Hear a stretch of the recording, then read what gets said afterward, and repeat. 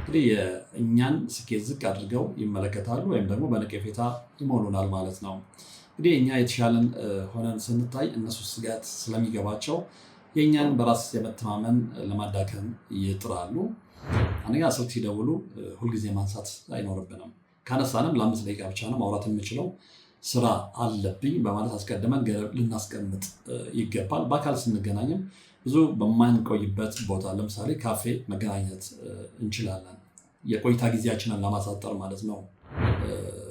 ስትሄድ ለ1 ሰዓት ብቻ ነው ቆይታ የሚችለው፣ ሌላ ፕሮግራም አለብኝ ብለህ ቀጥሮ ይዘን መግባት ነው።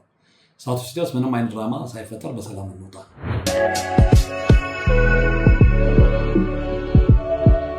ሰላም ጤና ይስጥልን። በሀገር ውስጥና በመላው ዓለም የምትገኙ ቻናሌ ተከታታዮች እንደምን አላችሁ? እግዚአብሔር ይመስገን እኔ ደህና ነኝ። ይኸው ዛሬም በእግዚአብሔር ፍቃድ ተገናኝተናል። የምንገኘው በአማራጭ ቻናላችን ወርቅ ያፈራው 2 ላይ ነው። ለዛሬ እንግዲህ ለየት ያለ መርሃ ግብር ነው ይዤ የመጣሁት። የዛሬው መርሃ ግብሬ የሚያተኩረው መርዛማ ሰዎች ወይም ደግሞ ቶክሲክ የምንላቸው ሰዎች ምን አይነቶች ናቸው፣ እንዴት እንለያቸዋለን እና ተያያዥ ርዕሰ ጉዳዮችን ነው የምነግራቸው። ምክንያቱም ያው ብዙ ሰው በመርዛማ ሰዎች የመከበብ እድል ይኖረዋል። ያ ደግሞ የሚያሳድረው ተጽዕኖ አለ እና ከዛውስ እንዴት መውጣት ይቻላል ከመርዛማ ሰዎች ወይም ደግሞ ከቶክሲክ ፒፕል የምንለው አብረን እንመለከታለን። እንግዲህ መርዛማ ሰዎች ወይም ደግሞ ቶክሲክ ፒፕል የምንላቸው በዙሪያቸው ባሉ ሰዎች ላይ የስነ ልቦና ጫና የሚፈጥሩ፣ ጉልበትን የሚመቱ እና አዎንታዊ አመለካከትን የሚያጠፉ ግለሰቦችን ነው። እነዚህ ሰዎች እንግዲህ አብዛኛውን ጊዜ የራሳቸውን አለመረጋጋት ወይም ደግሞ ፍላጎት በሌሎች ላይ በመጫን ህይወታቸው እንዲበላሽ እንዲበከል ያደርጋሉ ማለት ነው እና በእነዚህ አይነት ሰዎች ብዙ ሰዎች ይጠቃሉ። ለመሆኑ መርዛማ ሰዎችን ለመለየት እና ራስን ለመጠበቅ የሚረዱት ዋና ዋና ነጥቦች ምንድን ናቸው?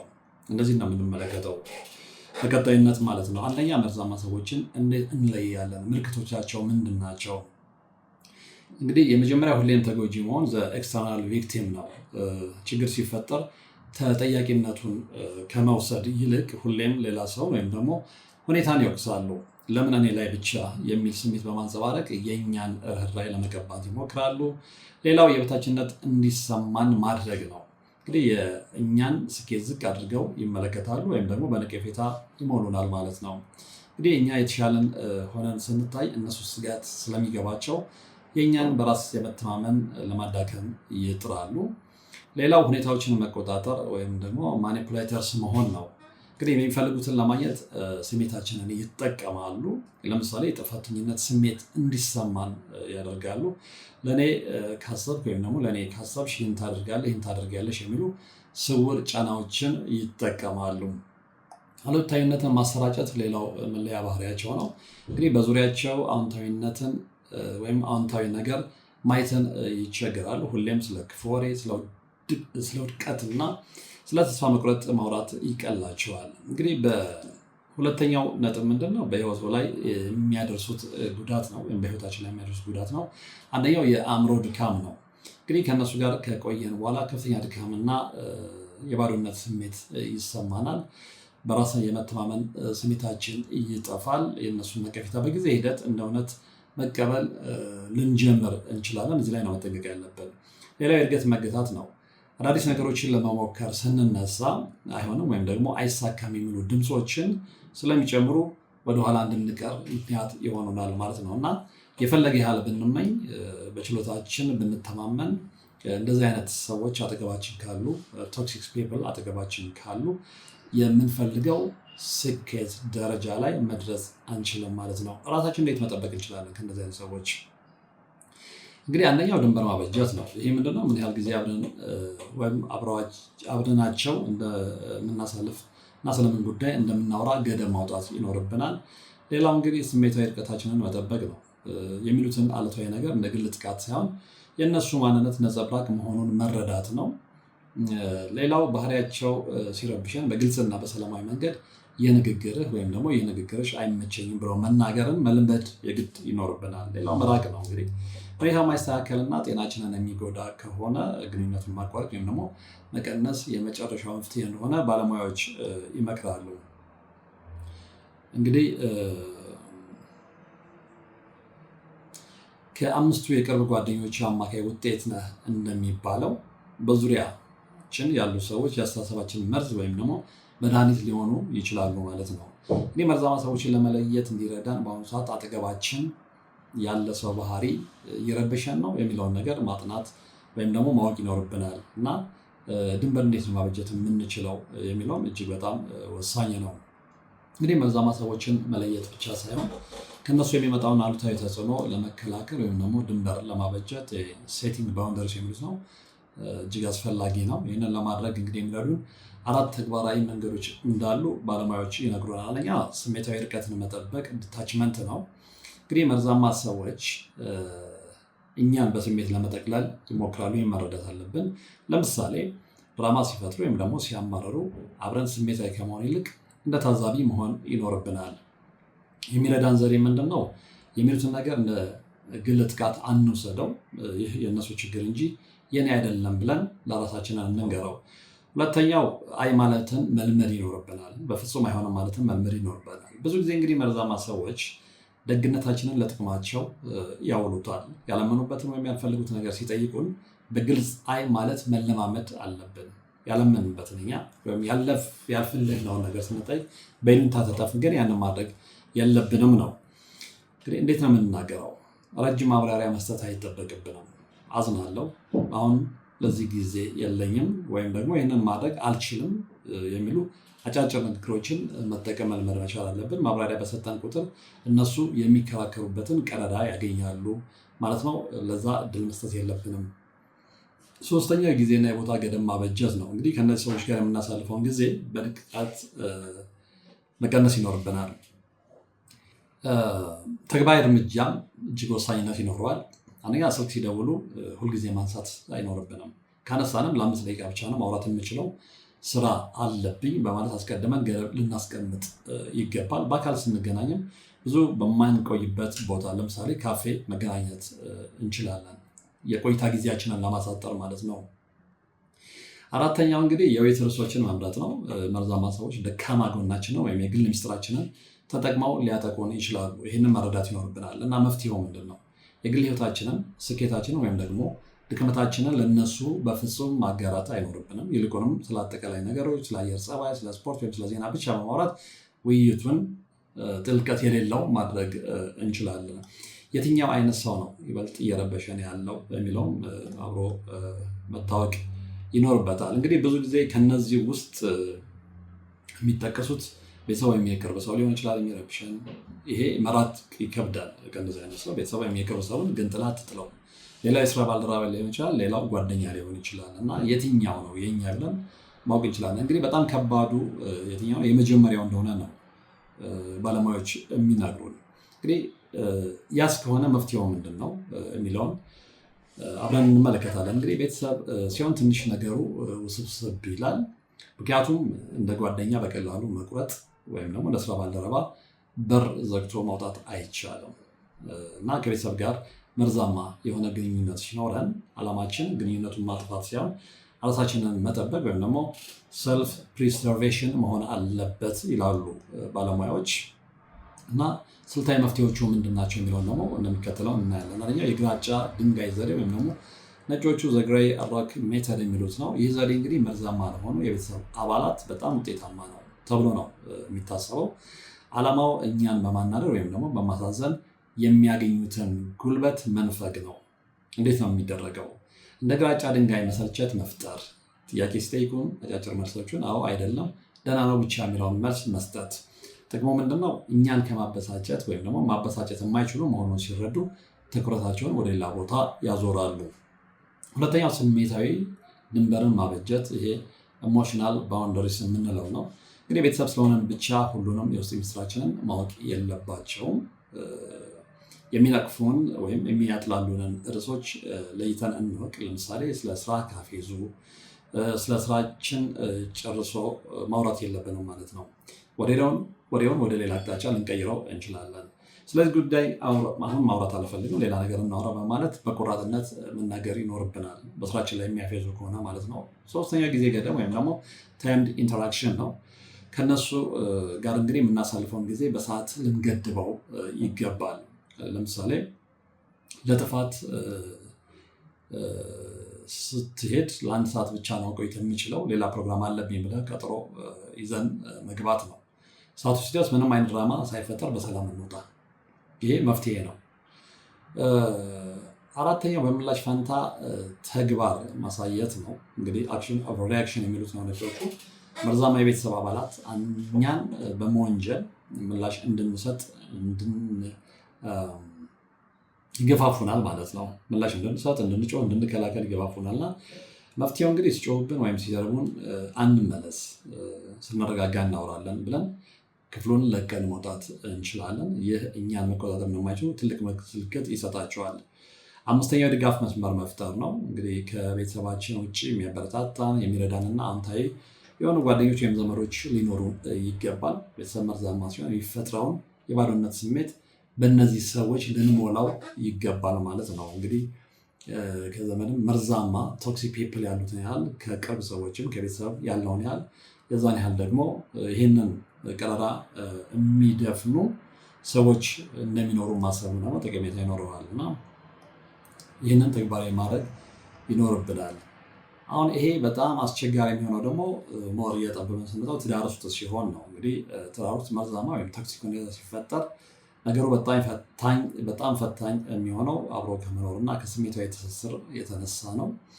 እንግዲህ ባል ወይም ሚስት መርዛማ ባህሪ የሚያሳዩ ከሆነ ትዳራችንን ለማዳን ወይም ራሳችንን ለመጠበቅ መጀመሪያ ባህሪያቸውን ምንጭ መረዳትና ቀጥሎ ስልታዊ እርምጃ መውሰድ ያስፈልገናል ማለት ነው እና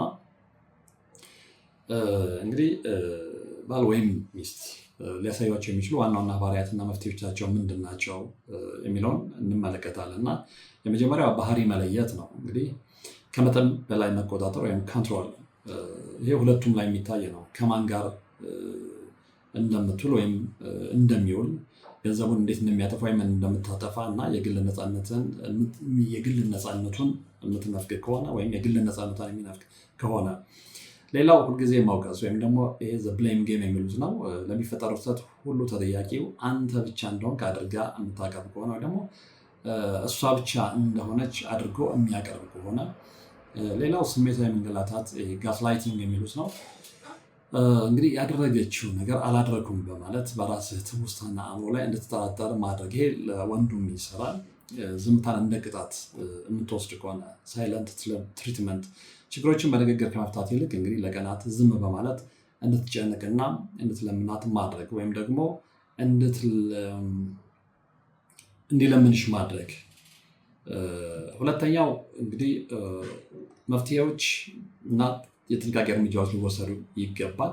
እንግዲህ ወቀሳ በበዛበት ሰዓት መልሶ መውቀስ እሳቱ ላይ ጋዝ እንደመጨመር ይቆጠራል እና በዚህ ሰዓት ላይ ጋፕ ማለት ያስፈልጋል እና እንዲህ ስትይኝ ወይም ስትናገረኝ፣ እንዲህ ስትለኝ ወይም ስትናገረኝ ያሳዝነኛል፣ በሰላም መነጋገር ካልቻለን ለጊዜው ባናውራ ይሻላል ብለን ራሳችንን ማግለል ይኖርብናል በዚህ ጊዜ ማለት ነው። ሌላው አይሆንም አይ ማለትን እና ድንበርን መልመድ ያስፈልጋል። መርዛማ ሰዎች እንግዲህ ድንበራችንን ጥሰው እንዲገቡ ከፈቀድንላቸው ጫናቸው እየጨመረ እንደሚሄድም መረዳት የግድ ያስፈልጋል። እንግዲህ የማይገቡ ስድቦችን ወይም ደግሞ ትዕዛዞችን መቀበልም የለብንም። ይህ ንግግር ክብር የሚነካ ስለሆነ አልቀበለውም በማለት ድንበራችንን በግልጽ ልናሳውቅ ይገባል። ወደ ራሳችን መመለስ ወይም ደግሞ ሰልፍ ኬር የግድ ያስፈልገናል።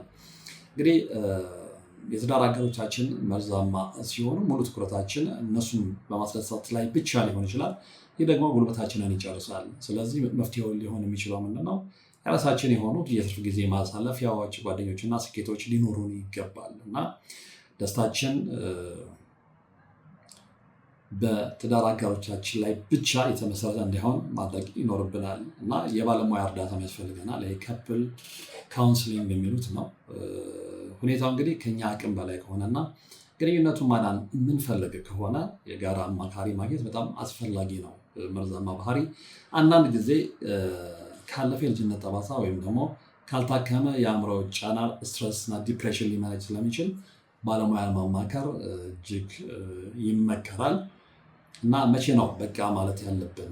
እንግዲህ አንደኛ በትዳር ህይወታችን ወይም ደግሞ ግንኙነታችን ወቅት አካላዊ ጥቃት ካለ ወይ ባል ሚስቱን የሚደበድብ ከሆነ ወይም ደግሞ ሚስት አካላዊ ጥቃት ማድረሻ መሳሪያዎችን አንስታ የምትወረውር እዛ ደረጃ ላይ የሚደረስ ከሆነ፣ ሌላው የአእምሮ ጤናችን በጣም ተቃውሶ የዕለት ከዕለት ስራችንን መስራት ካቃተን በጭቅጭቁ ማለት ነው።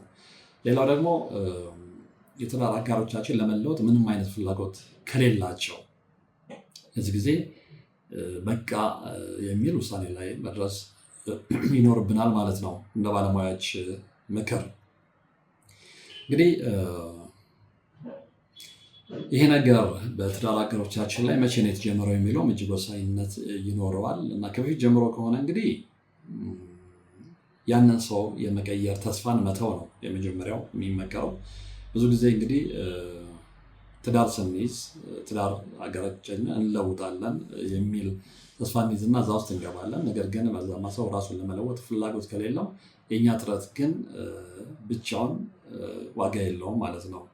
ስለዚህ እኛ መቆጣጠር የምንችለው የእኛን ምላሽ እንጂ የትዳር አጋራችንን ባህሪ አይደለም። ይህን መገንዘብ ይኖረናል። ሌላው ምንድነው? ባህሪያቸውን ዝም ብለን የምንቀበል የምንለምን ወይም ደግሞ ጥፋት የምንሸፍን ከሆነ ባህሪያቸው እንዲቀጥል እየረዳናቸው ነው ማለት ነው። ስለዚህ ሲሳሳቱ ወይም በእኛ ላይ ተጽዕኖ ሲያሳድሩ ሲያንገላቱን በግልጽ ይህ ባህሪ ተቀባይነት የለውም ብለን ድንበር ልናበጅ ይገባል። ሌላው እና በጣም እንግዲህ ብዙዎች ጋር እየረበሸ ያለው የሶስተኛ ወገን ጣልቃ ገብነት ነው። ስለዚህ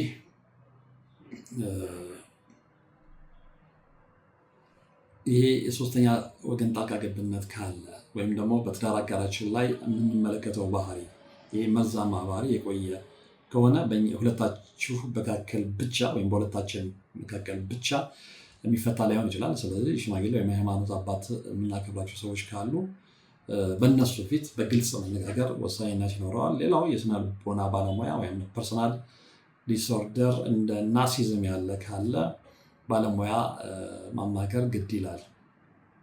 ሌላው እንግዲህ ራስን መጠየቅ ነው። በዚህ አይነት ሁኔታ ለቀጣዮቹ ስንት ዓመታት መኖር እችላለሁ የሚለውን ጠይቆ መልስ ማግኘት ወሳኝነት ይኖራል። ራስንም ከበሽታም ለመታደግ ይረዳል። አለበለዛ እንግዲህ መርዛማ ግንኙነት ውስጥ ስንቆይ የሚከተሉት ነገሮች እንደሚከሰቱ ማወቅ ይኖርብናል። አንደኛ በራስ የመተማመን መንፈሳችን ይሞታል። ሌላው ለስራና ለሌላ ስኬት ያለን ተነሳሽነት ይቀንሳል። እንዲሁም ደግሞ ልጆች ካሉ ይህንን መርዛማ የኑሮ ዘይቤ እንደ ትክክለኛ ህይወት ቆጥረው እንዲያድጉ ያደርጋል እና ይሄ ቀላል ጫና ስላልሆነ